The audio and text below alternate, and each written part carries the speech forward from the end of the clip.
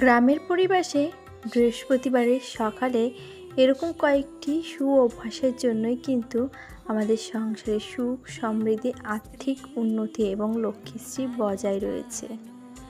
এই যে দেখো, সকালবেলা যেমন উঠে ছড়াঝাট, আর এই কথাটা কিন্তু মা লক্ষ্মীর পাঁচালিতে উল্লেখ আছে।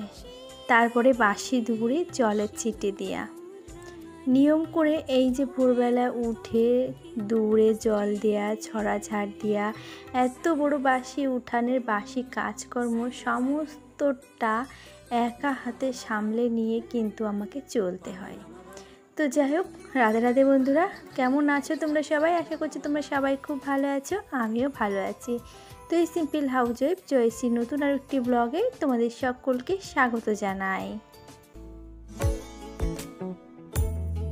প্রেম সাদায় কালোয় বোনা শীতল পাটি, তারি যত্নে উঠুন হয় মনের মাটি। প্রেম সাদায় কালোয় বোনা শীতল পাটি, তারি যত্নে উঠুন হয় মনের মাটি। সে যে যত্নে আঁকা, সে যে স্বপ্নে ধোয়া। আর এই তো উঠানটাকে লেপে তারপরে দৌড়ে এখন জলে ছিটা দিয়ে নিচ্ছি। আর এটা কিন্তু কোনো রকম নর্মাল জল নয়, এটা আমি প্রতিদিন রাত্রেবেলা যে মা লক্ষ্মীর জন্য জল রেখে দিই, সেই জলটাই কিন্তু আমি এই যে জলের সঙ্গে মিলিয়ে নিই। 1 গ্লাস জল আমি রান্নাঘরেতে রাখি সমস্ত কাজ গুছিয়ে নেবার পরে রাত্রেবেলা, আর 1 গ্লাস জল রাখি ঠাকুর ঘরে, যেটা প্রতিদিন সন্ধ্যাবেলা ঠাকুর ঘরে রেখে দিই। সেই 2 জল একত্রিত করে এখন এই যে বাসি দৌড়ে জলে ছিটাটা দিয়ে নিলাম। তারপরে এই যে একই হাতে ভাবলাম যে এবারে ঘরটাকে মুছে নেওয়া যাক। বাসি ঘরটা তো আগে থেকেই ঝাড় দিয়েছিলাম, এবারে চলো ঝটপট করে বাসি ঘরটাকে মুছে নিই। যেহেতু আমরা গ্রামে থাকি, ওই জন্য কিন্তু আমাদের কাছে স্মার্ট ওয়ার্কের থেকে হার্ড ওয়ার্কটাই বেশি থাকে। তো কষ্ট হলেও যদি একবারে কাজগুলো করে নিতে পারি, তাহলে একটু রিল্যাক্সভাবে থাকতে পারবো আর বাদবাকি সময়। নয়তো এই কাজটুকুর জন্য আবার কখন করব, কি করব, কখন করলে ঠিকঠাক হবে, সেইগুলো চিন্তাভাবনা করতে করতে আরও যেন দেরি হয়ে যায়। তারপরে এখন তো 2টো বাচ্চা আছে, তারা দুজনাই গেছে টিউশন পড়তে। ওরা যতক্ষণে আসবে ততক্ষণে আমার মোটামুটি এই কাজগুলো সব কমপ্লিট হয়ে যাবে, আর তাতে করে আমার বেশ একটা নিজেকেও এনার্জেটিক মনে হবে। আর এই সব কাজগুলো যদি ফেলানো থাকে, তারপরে ওদের পেছনে তাল দিতে দিতে তখন আর আমার একটুও ভালো লাগে না অন্য সমস্ত কাজগুলো করতে। তো যাই হোক, এই যে আমার বাসি ঘর টর সব ঝাড় দেওয়া কমপ্লিট, মোছা কমপ্লিট। ওইদিকে উঠানটা কিন্তু আমি পুরোটা লেপতে পারিনি, উঠানটা মাঝখানে থেকে একেবারে ঠাকুর ঘরের দরজা পর্যন্ত লেপেছি, আর বাদবাকি 4 সাইডে আমি ছড়া দিয়ে ঝাড় দিয়ে দিয়েছি। কেননা এত বড় উঠানটা আমি যদি লেপতে যাই তাহলে আমি নিজেই অসুস্থ হয়ে পড়ি। গত সপ্তাহে আমি পুরো উঠানটাকে লেপে তারপরে গিয়ে নিজেই আর শরীর উঠছিল না, কত কষ্ট হয়েছিল। তো ওই জন্য ভাবলাম যে একটু বুদ্ধি করে প্ল্যান মাফিক কাজগুলো করি, যাতে করে আমার কষ্টও কম হয়, আর আমি যাতে কাজটা করেও আমি আমার সংসারের সুখ সমৃদ্ধি লক্ষ্মীশ্রী বজায় রাখতে পারি। সবসময় কিন্তু কর্ম করলে হয় না, কর্ম করলেও সেই কর্মটা যাতে যথারীতি সঠিক সময়ে সঠিকভাবে নিয়মমাফিক করা যায় সেটাও দেখতে হবে। আজ কিন্তু আমাদের বাড়িতে রান্নাবান্না কোনো কিছু ঝামেলা নেই, তবে সকালবেলা যে ঝামেলাটুকু হয়েছে এটাতেই আমার কাফি। সকলে বলে যে রান্না না থাকলে নাকি হাউসওয়াইফদের বাড়িতে কোনো কাজ থাকে না। এই তো ধরো সকালবেলা কি দুপুরবেলা আমাদের আজকে রান্না নেই, তাহলে এই বাসনগুলো কোত্থেকে আসলো? 2টো বাচ্চার বাড়ি, সেখানে বাসন নামবে না? ওরা তো যেটা খাবে সেটা প্লেটে দাও, চামচিতে দাও, যে কোনো একটু কিছু খেলেই অমনি নোংরা করে বাসনপত্র। তো সবটাই যে মাজা ধোয়া কমপ্লিট করে একেবারে স্নান সেরে চলে এসেছি।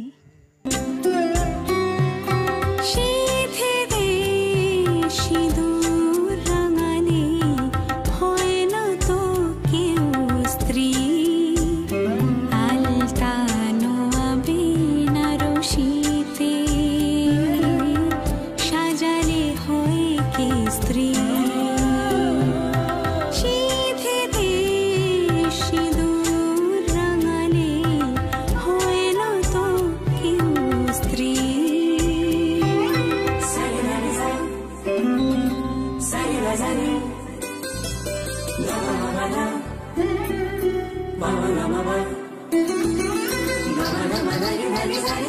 আজ যেহেতু বৃহস্পতিবার, ওই জন্য স্নান সেরে একেবারে সিঁদুর আলতা সবটা পরে নিয়েছি।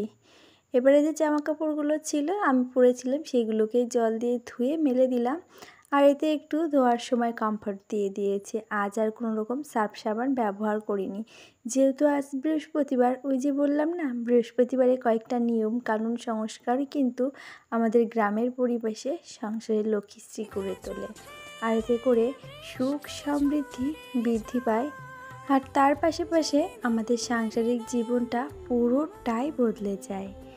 আর এই যে দেখো, ঠাকুর ঘরে এসে ঠাকুর ঘরটাকে মুছে নিয়েছি, আর এখন তুলসী তলাটাকে চলো সুন্দর করে লেপে নিই। আর যেন তো তুলসী তলা লেপতে এসে এই যে গামলায় জল নিয়েছিলাম, ভেবেছিলাম হয়তো গামলার জলে আমি পুরোটা লেপতে পারবো না। তো ঈশ্বর যদি সহায় থাকে তাহলে কিন্তু সবসময় সমস্ত বাধা অতিক্রান্ত করে সব কিছু করা সম্ভব। আর এই যে এখন ঘরে এসে এখন প্রদীপ আর ধূপকাঠিটা ধরিয়ে নিয়ে এবারে সমস্ত ঠাকুরের অ্যালবামগুলোকে একটু সুন্দর করে মুছে নিব। কাপড়টা হালকা করে একটু ভিজিয়ে নিয়েছিলাম, যাতে একটু শুকনো শুকনো জল জল ভাব থাকে, যাতে করে সেটা মোছার একটা অনুভূতি হয়। সেভাবে নিয়ে প্রত্যেকটা অ্যালবাম কিন্তু আমি সুন্দর করে মুছে নিচ্ছি। আর এই কাজটা কিন্তু আমি প্রত্যেক বৃহস্পতিবারে একবার করে থাকি। চলো এখন শিবু, গোপু, নন্দী আর মাতারা 3-4 জনকে একেবারে স্নানটা করিয়ে নিই। কেননা বৃহস্পতিবারে যদি সকলকে এক জায়গায় নিয়ে নিই তাহলে কিন্তু আমার কাজের অনেকটা সুবিধা হয়। নয়তো এক জায়গায় একজন থাকে, সেখান থেকে এনে আবার তাকে স্নান করা একটু ঝামেলা হয়ে যায়। আর সবগুলোকে এক জায়গায় রেখে যখন আমি স্নান করাই কিংবা এই কাজগুলো করে নিই তাহলে কিন্তু একটু ঝটপট করে করতে পারি। ওদিকে গোপুসোনাকে সুন্দর করে সাজিয়ে তার আসনে বসিয়ে দিয়েছি, আর তারই পাশে মাতারের চরণখানিতে একটু আলতা পরিয়ে দিয়েছি। চলো এবারে মা লক্ষ্মীর ঘটে শ্রীচিহ্নটা এঁকে নেওয়া যাক। আর আমার এই মা লক্ষ্মীর ঘরটা এমনই যে একটা খাঁজ কাটা মতো ভাব আছে, সেখানে না শ্রীচিহ্ন আঁকতে গেলে অনেকটা অসুবিধা হয়। তবে আগে একরকমভাবে আঁকতাম, সেটার থেকে দেখছি এটা আরও বেশি ইজিলি আঁকতে পেরেছি, তার জন্য ভাবছি এবার থেকে এইভাবেই শ্রীচিহ্নটা এঁকে নেব। আর এখন এই যে মা লক্ষ্মীর ঘটে একটা পান সুপারি দিয়ে এই সামান্য একটু নৈবেদ্য দিলাম, আর মা লক্ষ্মীর ঘটের ভেতরে কিন্তু একটা কাঁচা টাকা দিয়েছি। আর এই যে মা লক্ষ্মীর প্রিয় নয়নতারা আর একটা লাল লাল ফুল, সেটা হচ্ছে অ্যাডিনিয়া। তো এটাতে দিয়ে মা লক্ষ্মীর ঘরটাকে সুন্দর করে সাজিয়ে রেখে এবারে ঘটে রাখার যে আসনটা সেটাকে এখন সুন্দর করে 5টা সিঁদুরের গোলার ফোঁটা দিয়ে এবার ধানদুব্য দিয়ে বরণ করে নেব। তারপরে গিয়ে মা লক্ষ্মীর ঘরটাকে ওখানে আমি প্রতিস্থাপন করব।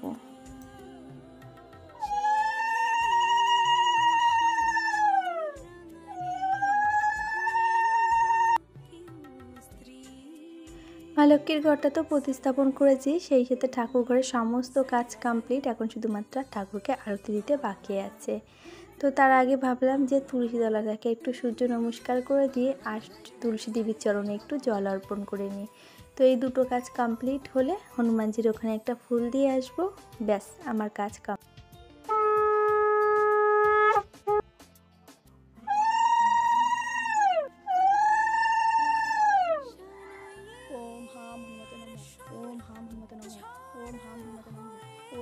আর এই তো আমার পুজো দেওয়া কমপ্লিট হয়ে গেছে। আর মা লক্ষ্মীর ঘটের শ্রীচিহ্নটা কেমন হয়েছে, ইজিলিভাবে করেছি, তোমরা অবশ্যই কিন্তু একটু কমেন্টে জানিও। আর সেই সাথে জানিও আমার ঠাকুর ঘরটাকে আজকে ফুল দিয়ে সাজিয়ে কেমন লেগেছে। চলো তবে এরই সাথে গতকালকের ভিডিওতে করা বেশ কিছু মিষ্টি মিষ্টি বন্ধুদের নাম নিয়ে নিই। শ্রেয়সী ব্লগ, মৌমিতার পরিবার, Anita kitchen, Seema Bengali, daily lifestyle blog, Sourav, ছোট্ট পাখি। এই তো পুজো দেওয়া কমপ্লিট করে এখন একটু রেডি হয়ে যাচ্ছি সামনের অনুষ্ঠানে।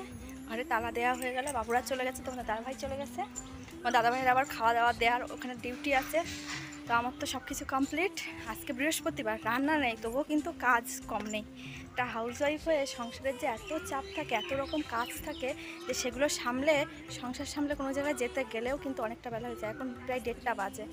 তো চলো পরে ওখানে গিয়ে কথা হচ্ছে।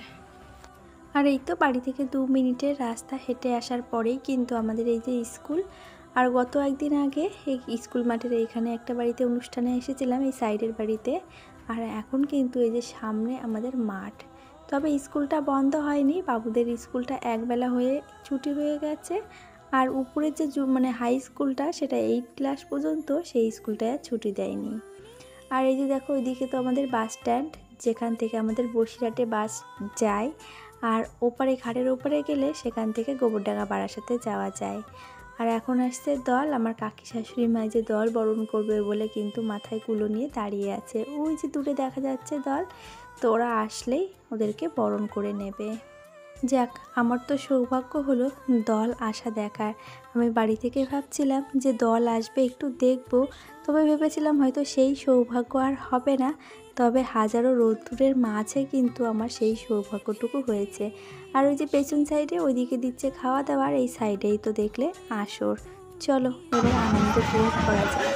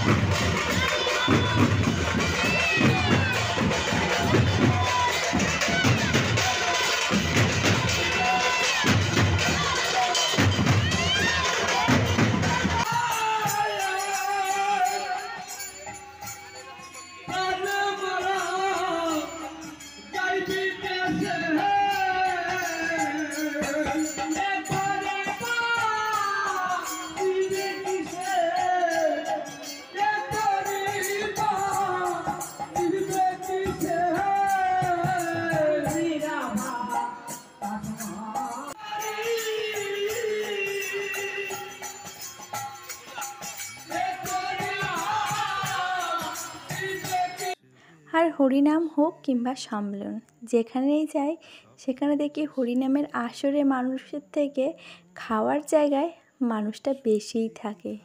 কেন গো, এই যে ভগবানের প্রসাদ পাওয়ার কিন্তু সুযোগ একবার থেকে দুবার হয় না। তো যাই হোক, এত লোকের মাঝে দুই বাবুকে একটু বসিয়ে দিতে পেরেছি। আমি বড় বাবুর পেছনে দাঁড়িয়ে আছি আর ছোটো বাবুকে বসিয়ে দিয়েছি ও জেম্মার পাশে। এদের খাওয়া হয়ে গেলে তারপরে আমরা বসবো। আর আমার গতদিনের ভিডিওতে কমেন্ট করেছিল নাজিমারা, সে আমাকে জিজ্ঞাসা করেছিল দিদি ভাই কপিরাইট আসলে কি করব। তো তুমি কপিরাইট আসলে ভিডিওটা ডিলিট করো না, কপিরাইট ইস্যুটা ওঠানোর জন্য তুমি ইউটিউব স্টুডিও থেকে কিন্তু কপিরাইট ইজিলি উঠাতে পারবে, শুধুমাত্র একটু টেক ভিডিওগুলো ফলো করো। আর এই তো অনুষ্ঠানের ওখান থেকে খাওয়া দাওয়া করে ওখানে বেশ কিছুক্ষণ বসেছিলাম। তারপরে বাড়িতে এসে ফ্যানের তলায় একটু রেস্ট নিয়ে হাঁপিয়ে গেছি। এই যে সবজির খোসা পচা জল নিয়ে এসেছি, এখন এই গাছগুলোতে দেবো, কালকে তো গাছে জল দিয়েছিল তোমাদের দাদা ভাই, আজকে আর তাকে বেঁধে বেরোলেও সে দেবে না, কেননা প্রচুর কষ্ট হয় সিঁড়ি বেয়ে এই যে সমস্ত গাছে। আর যেন তো এখন যে গরম পড়ে গেছে, এই এক বালতি জলে হয় না। আমি তো ওই বড় বালতির এক বালতির থেকে ছোট বালতিতে আবার কিছুটা তুলে নিচ্ছি, যাতে করে সিঁড়ির পরে না পড়ে যায়। অতটা জল টেনে আনতে গেলে খুব কষ্ট হয়। তো এই বালতির জল সমস্ত গাছে দেবো, তারপরে আবার নর্মাল জল এনেও কিছুটা দেবো। তো চলো বন্ধুরা, ভিডিওটি আর বাড়াবো না। আর আজকের ভিডিওটি কেমন লাগলো একটা লাইক কমেন্ট করে জানাতে ভুলে যেও না। নতুন বন্ধু হলে আজকে ভিডিওটি দেখে ভালো লাগলে চ্যানেলটিকে সাবস্ক্রাইব করে পাশে থাকতে পারো। আর পুরনো বন্ধুরা যারা অলরেডি এই কাজটি করে রেখে দিয়েছো, তাদেরকে জানাই অসংখ্য ধন্যবাদ আর অনেক ভালোবাসা। তাহলে চলো বন্ধুরা, আজ আসি। সকলে খুব ভালো থেকো, সুস্থ থেকো, সাবধানে থেকো, সকলের খেয়াল রেখো। তাহলে চলো, আমি আর বক বক করবো না, আমি আমার কাজগুলো মিটিয়ে নিই। এই বালতির জল ফাঁকা করব, ফের আর এক বালতির জল এনে গাছে দেবো। তাহলে চলো, আজ আসি।